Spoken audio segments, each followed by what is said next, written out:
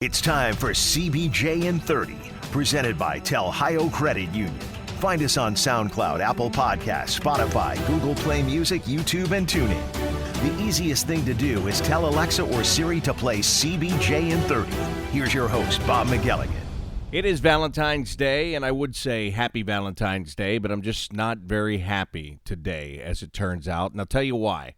I did not love the way the Blue Jackets played last night in Buffalo, losing to the Sabres in overtime by the score of 4-3. Welcome to CBJ in 30, presented by Telhio Credit Union. Let me start today by telling you about Telhio Credit Union before I start to lament about the Blue Jackets losing their two-goal lead last night and losing in overtime, darn near missing out on a chance to get 1 point altogether.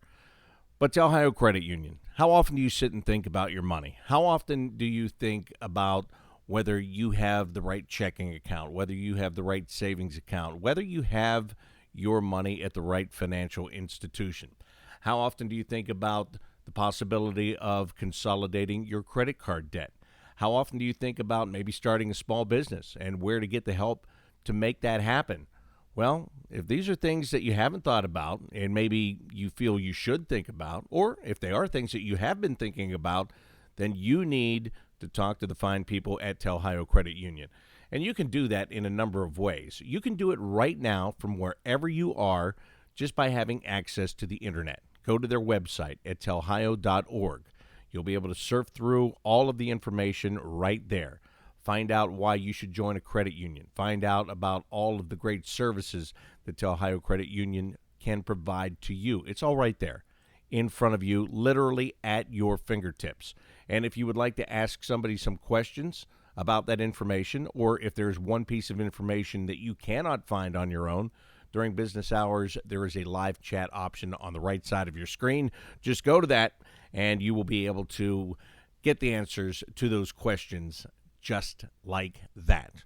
The other thing you can do is stop by any local Telhio Credit Union office around town and speak to an actual person who would be happy to answer your questions. They'd be happy to tell you why you should be a member of Telhio Credit Union. Telhio Credit Union is open to everyone in central and southwestern Ohio. They are federally insured by NCUA. So the Blue Jackets last night go into Buffalo, again, Game 2 without Seth Jones. And let me tell you, Game 1 without Seth Jones against the Tampa Bay Lightning looked pretty good. Looked like, wow, this team is going to be able to make this adjustment. Game number 2 without Seth Jones didn't look as impressive to me. It reminded me, once again, of what I have been saying for a long time, that it is very easy to get spoiled watching Seth Jones play. You forget what great plays he makes, night in and night out, shift in and shift out. You forget about it until he is not there to make the plays. I thought last night the Blue Jackets got trapped in their defensive zone too often.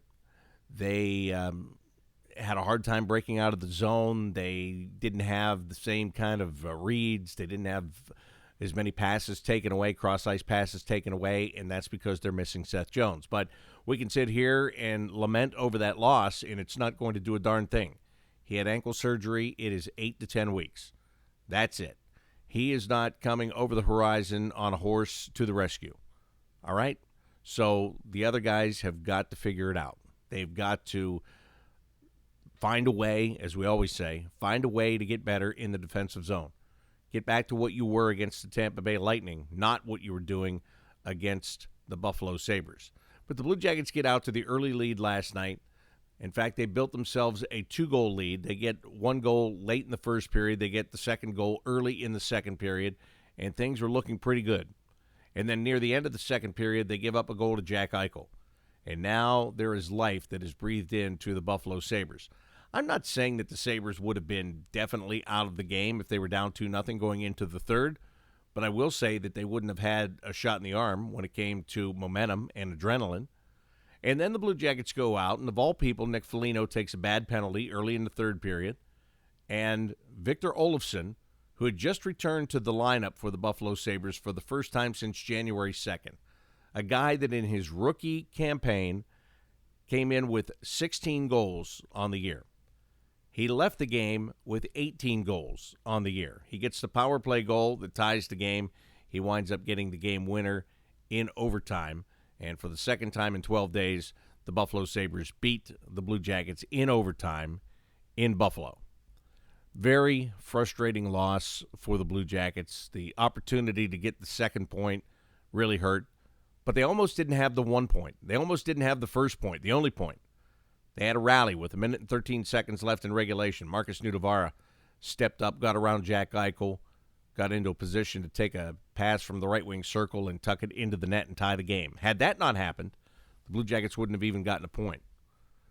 And look, there is concern right now. There is concern. I've said it before. I'll say it again. Of all the guys that got injured, to me, Seth Jones was the one guy you could not be without. And now they're without him. And they've got to figure it out. And they don't have a lot of time because they're right back on the ice tonight at home taking on the New York Rangers. Liam Foudy played his second game in the National Hockey League. He actually picked up his first NHL point. He had an assist on Boone Jenner's goal early in the second period. And John Tortorella, after the game last night, was very frank in what he thought about Liam Foudy and his play and what it's going to be like not to have him in the lineup tonight. We're going to miss him. I'll tell you right now. He is, I think he was 18 minutes tonight on the ice. I really like the way he plays. We don't have him tomorrow. He has to go back and play. We'll miss him in our lineup. He's playing better. He played better tonight than some of our veteran guys. That's the thing that bothered me a little bit tonight, and just a little bit of me instead of we. And if we don't play as we're into some shit. I'll tell you right now. And so I hope we can curb that as we get ready for our Ranger game. Pierre-Luc Dubois seemed to be one of those guys John Tortorella was alluding to. He didn't play in the final 6 minutes of the third period last night, and that's usually an indication that the coach is not happy with the way that you are playing the game. He'll get a chance to bounce back against the Rangers tonight. And just to update you on the Liam Foudy situation, again, he can be called in to play 5 games. And if the London Knights play at the same time as the Blue Jackets, he must play for the London Knights. That's the way the rules are set.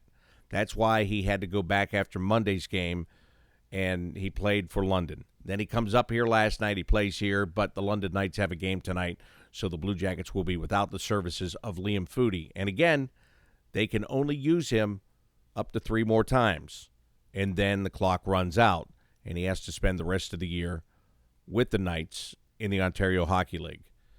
To see him, though, and to get a little bit of a glimpse, for a guy that when they drafted him in the summer of 2018, they said, look, he's got to develop. It's going to take a couple of years. Might take 3, might take 4. They felt they had the luxury of time with the other players that they had assembled. I think 2 things. I think they're right. I think they did have that luxury because of the other players that were in the system. And I also think he's developing more quickly than the Blue Jackets had anticipated. And that is good news.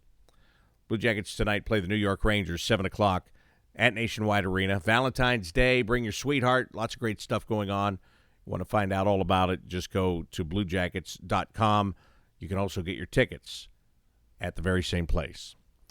Well, earlier this week, I had a chance to catch up with Chris Clark. Chris Clark has been the Director of Player Development for the Blue Jackets for the last number of years, but this year he took on a new role as the General Manager of the Cleveland Monsters. Now, what does all of that entail, especially at this time when the Blue Jackets have so many injuries that there are players seemingly being recalled from Cleveland almost every day? How does that affect Chris Clark and the job that he has and what he does?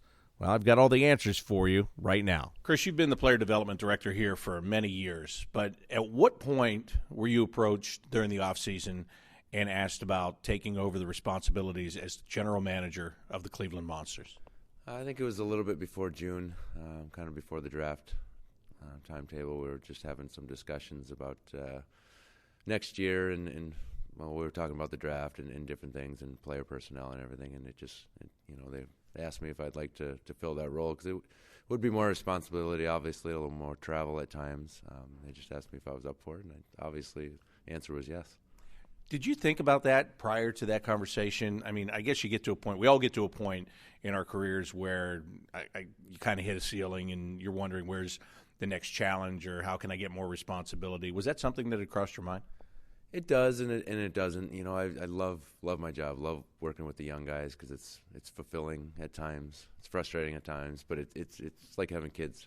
But it's great because it's different every year, different personalities, and seeing the guys succeed has been awesome. So it's always different every year, so it's not like it never gets stale. They've always given me different responsibilities. Sometimes, you know, looking at college free agents, junior free agents, different things like that. So there's always been a little bit more to my responsibilities each year. So nothing's ever been stagnant. So there was always that in the back of my mind, but it wasn't something I was looking for right away, or I need to get this, or I wasn't ever looking outside the organization. I love it here. This is, families growing up here and in schools. So it's something that's, I take what's given to me, and if I can handle it, I can handle it, and I want to keep growing within the organization. Before I talk to you about building a roster in Cleveland, especially how to fill in that roster now in these past couple of months, which has been a challenge for you, the player development side of it really it fascinates me because if you look at the structure of baseball and the minor leagues that they have in baseball, they draft a player, they bring him in, they have control of that guy. They see his development from rookie ball to single A ball, double A ball, triple A ball, and finally when he makes it to the big leagues. Hockey is different. You're drafting guys, you're drafting them at 18 years of age, and they are not in your minor league system. They're playing junior hockey in Canada. They're playing overseas. They're playing, college, whatever. They're all over the place. And as a player development guy, you've got to go to different places. You don't have full control over them. It's not like you can call a coach and say, you need this guy to do this and do that. Those coaches are trying to win their own games under their own systems with players that are drafted by other teams, for crying out loud. So all you can do is evaluate and talk to the players and all of that. What is that entire that responsibility like, that experience? What's it like to go talk to guys like that? It's difficult at times, but it's a support system. We're just another avenue or another support system for this player to be the best that he can.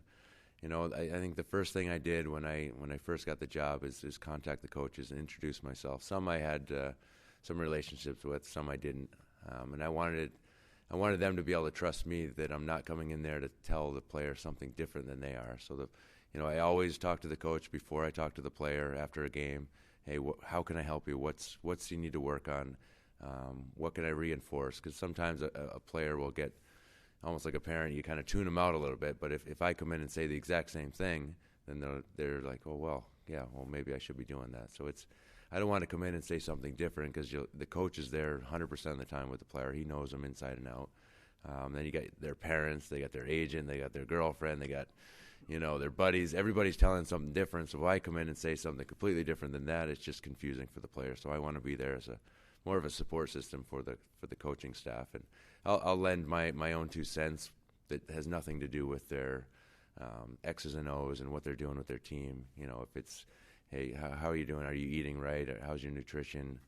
What's your workout schedule? Is everything going that way? Can I help? Can I supplement that? Can we talk to our trainer? And because maybe sometimes they don't have the greatest trainer if it's some of the junior teams that are way up north or different things like that. College usually has great nutrition and great workout systems there, so those guys seem to be fine. But it's a balance between talking with coaches and talking with the players and to maybe their agent, talking to their parents, or sometimes they're at the games talking to them, and so it's fun. It's like I said, it's different every night and every time we go to a different player. I would imagine it's a two-way street with those coaches too, because you can go to a player and say, how's everything going? Oh, everything's great. This, that, the other thing. But if there is a problem that they're either not willing to talk to you about, or if a coach sees something that could be a potential problem that they don't even realize, then that information can come back to you that way too, right? Oh, yeah, absolutely. And it's a trust issue. It takes a while. We'll draft a player, and we'll see him at the draft. We'll see him at development camp, and then I'll start to see him throughout the season. But it's always a text message here, and how you doing, and how's everything going, all this thing. You try to stay in contact, and it usually takes a year, depending on their personality, for them to really open up and trust you, where you're not a management. You're not there to you're there to evaluate, but you're there to help them for the most part. want them to get to that next level, and you want them to trust you, so they'll ask questions or they'll tell you things that might be personal, and you really get to know them. So then you can really help them. So a lot of times it takes about a year, depending on the personality, to not get that yes or one answer, one word answers, or answers that they think you want, that I want to know. So it's, different personalities. You'll get them to tell you things differently, and then it's good to talk to the coaches about those things, not the personal ones, but something that can really help them. And again, those coaches, they're dealing with maybe 6, 7, 8 of you, right? Because there can be that many different guys that have been drafted by different NHL teams on their team. Yeah, absolutely. That's why I don't want to be bothersome. I won't, why isn't this guy on the power play? Why isn't this? I'll give it a while, because a lot of things, he might not be on the power play this game, but it might come back next game. So it's not something where I'm picking up the phone all the time saying, hey, why aren't you doing this and why aren't you doing that? They're trying to win games. They know what's going on there. They're college coaches, they're juniors, they're professional coaches. They know what they're doing. So I might question once in a while and then just see, because I want to help the player. How can I help him get to that, get back onto this or that, or get more ice time, or get back in the lineup, however way it might be. So it's just something that it evolves as you get to know the coaches. And there was an unusual situation for the Blue Jackets this week where Liam Foudy gets called up from the Ontario Hockey League, from the London Knights. Not often do you see guys, you either make the team out of training camp and you stay the entire year, or you get sent back and you never see the guy again until the next training camp. But the Blue Jackets brought him in to give him a little bit of a look. A guy like that in particular, it's got to be a great burst of energy for him. But, he got drafted as a first-round pick in 2018. I'm sure you've had plenty of conversations with him. From your standpoint, what's it like to see that guy get a chance to come in, dress in Nationwide Arena, and play against the Tampa Bay Lightning? Oh, it's awesome. He's done a great job. He's a different player than he was at this point last year. He definitely 100% wasn't ready last year, where first-rounders, they kind of, I'm a first-round pick, I should be ready to play. And it's disappointing for them when they get sent back after training camp. And he continued to progress after last year. But this year, I think he took a real big step. He was one of the leaders in London. Really good job at the World Junior Championships, won a gold medal, all that stuff. So that gives him the confidence. And, we keep watching him play. Gregory Campbell's up there watching him a lot. I've seen him play quite a bit. Rick Nash went up, actually, right before he got called up. So he thinks it has something to do with it. But no. Liam thinks he does, or Rick does. Exactly. Liam loves him now. It's been great just for him to get that opportunity and to see how well he played when he did get here. So I think there's rules in place with junior guys. He can only play 5 games. He can't miss a game in London. Just to see him, and that just, maybe he gets to, when London's done, he gets to come back here and play again at the end of the season. So that's just going to give him a huge boost throughout the summer. He's going to know what he needs to work on. This biggest thing is just getting strength and getting stronger. And for him to compete against the NHL on a day-to-day basis, he's going to get stronger. And I think he knows that now after playing that game. So that's going to be in his head all summer long as well. For him, as you said, it's disappointing for first-round picks when they get sent back. There's no question. But this year, he didn't even have the choice. I mean, the disappointment came in Traverse City because he got injured. Then he couldn't even play during any of the preseason games. He was on this roster of the Blue Jackets on injured reserve until he was healthy, and then he got sent right back down. It's kind of silly to say, but can that help in a way? I mean, he knew he wasn't going to get even a chance to make this team, so he knew exactly where he was going, and having missed all that time, maybe it's a little bit more of a driving factor to show that, hey, you know what, this is what I could have shown you, and I wasn't able to, now here it is. Yeah, absolutely, and he got to spend, maybe, if he wasn't ready, maybe he spent more time here just because he was rehabbing, so he was spending time and seeing what the guys were doing daily, in the weight room, on the ice, training camp, and just building up. So he saw everything that was going on, even though he really couldn't participate, but he saw everything. So he now has a better idea coming in next year. And like you said, he'll be better off for it at a certain point, I think. Talking with Chris Clark, he does player personnel for the Blue Jackets and player development for the Blue Jackets, and also is the general manager of the Cleveland Monsters. Now, this is the one I wanted to get to you with because I have so many people that ask me every week, with all of these players that have been called up to the Blue Jackets, how in the heck do they find players to play in Cleveland?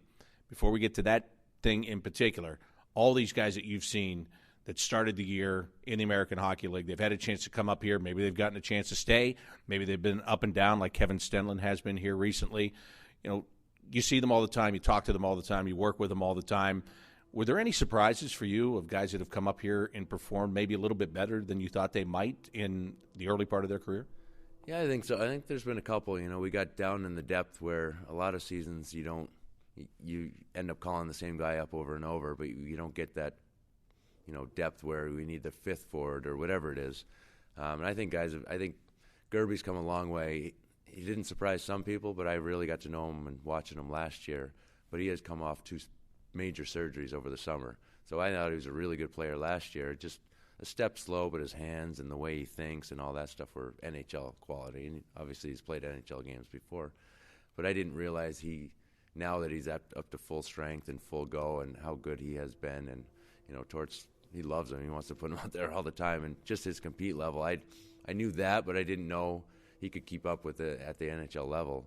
And just because of now that he's at full strength after those surgeries, it took him almost a year to get back to where he should have been. I think he's been one of the biggest surprises for me, and I think it's awesome because he deserves it all day long.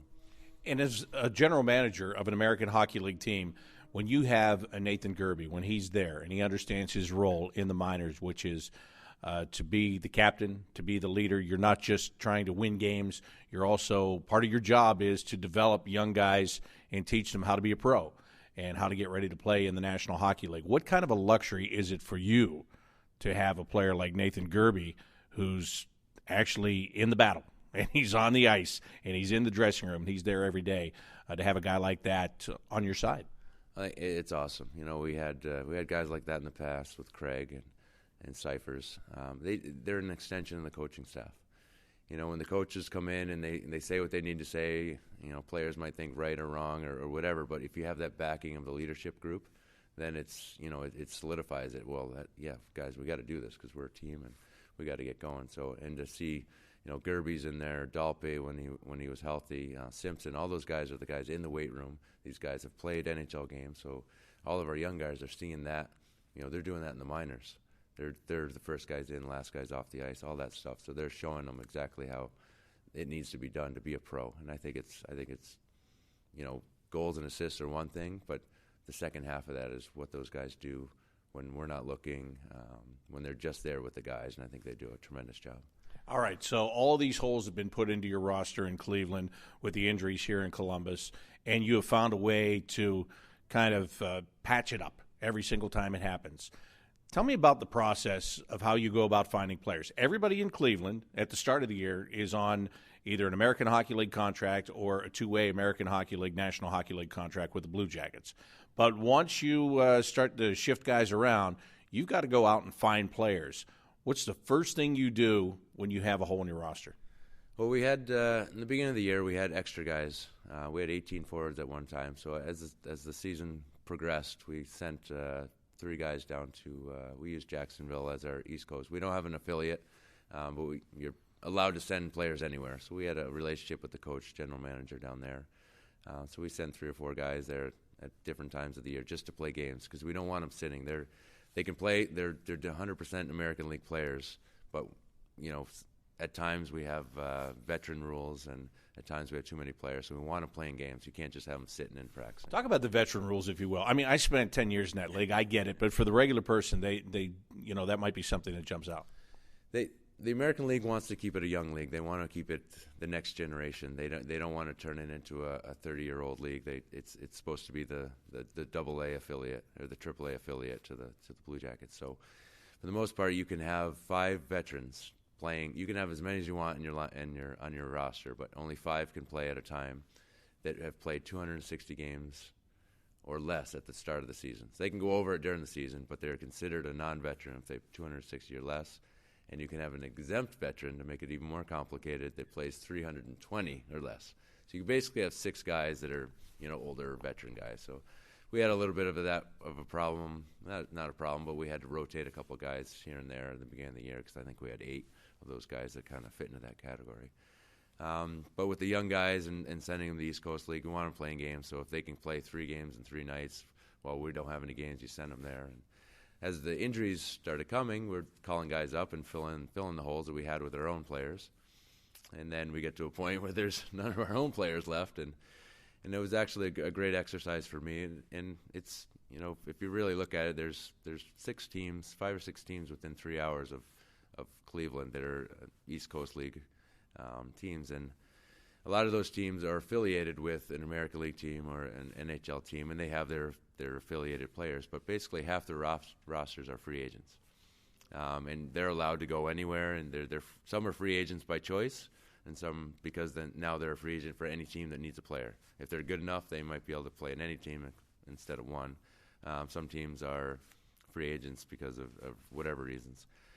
So it became I got a network now of coaches, and good thing about the coaches are the GMs in the East Coast League. So you're not dealing with a couple people, you're dealing with one guy, and they want their guys. I called Gerdukas up from Toledo the other night, and Toledo's affiliated with Grand Rapids in Detroit. And he's a free agent. We had him there earlier, and I said, hey, Dan Watson's the coach. I was like, hey, we might need Ducky. Is there a way? He's like, we're right at minimum right now, but I'm not holding them back. So basically, for the most part, those coaches do whatever they can to get these guys to move, even if it hurts their team for that week or that night.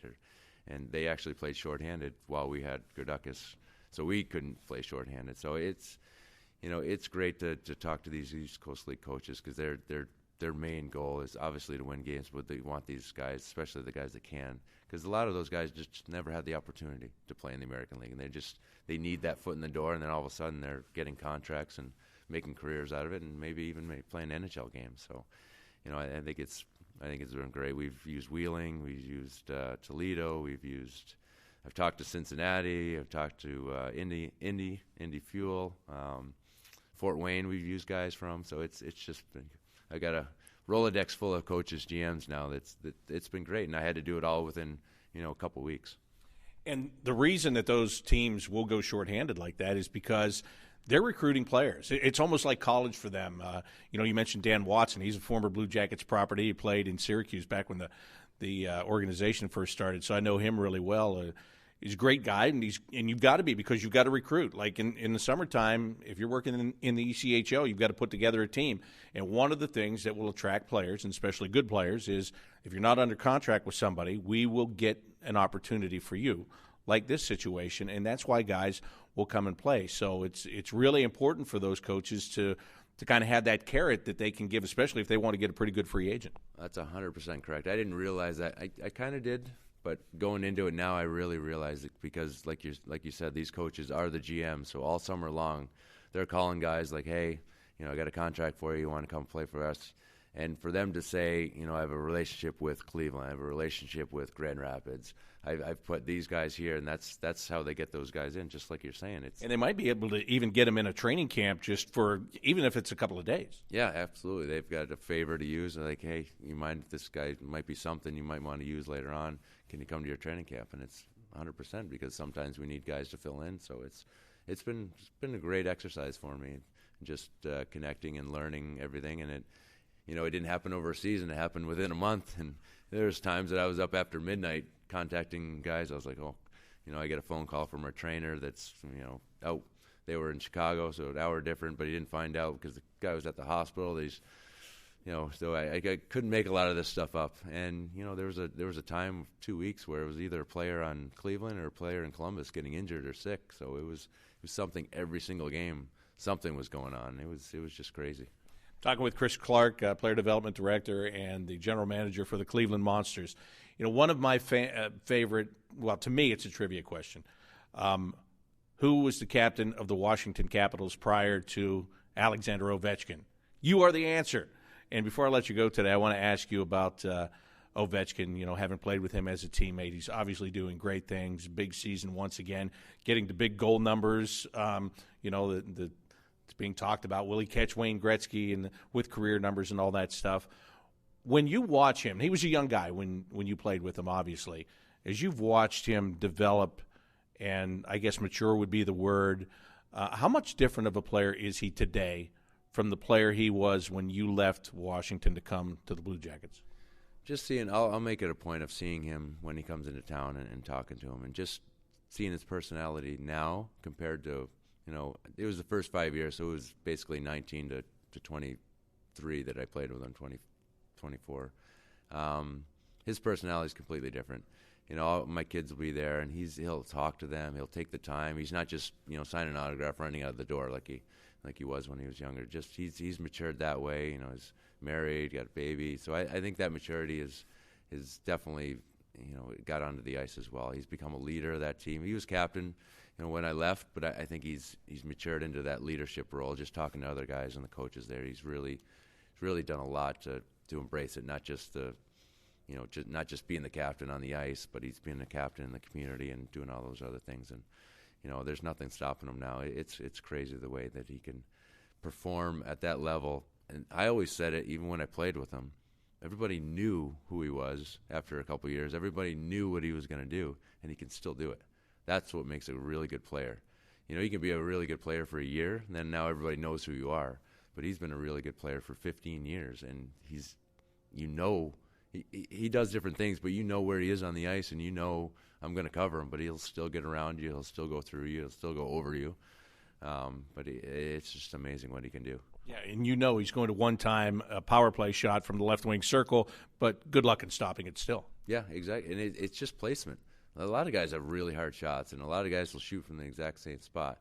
It's how hard it is, but it's where it goes. It just finds holes all the time, and it's amazing. And I'll take the same shot, and I'll hit anything in the way, and a shoelace, and it'll go in the corner. But he does it, and it's always on net. Do you think that because he was always a great dynamic offensive player, obviously, that's why he has the numbers that he does, but do you think when Barry Trotz came there to coach that he finally got him to buy in on all the other aspects of the game, and then, of course, they won a Stanley Cup? Yeah, absolutely. He would do it, you know, periodically. He would get him to buy into the system, and then he'd kind of stray a little bit. But it's fine. You can have a player like that on your team. You can't have a bunch of those players on your team because they'd all be hanging out at the far blue line. But you can have one player because if he gets a breakaway, if he gets a chance, it's a good chance it's a goal. You know, other players like myself, I wouldn't be able to, it's a good chance I'm dumping it in and changing.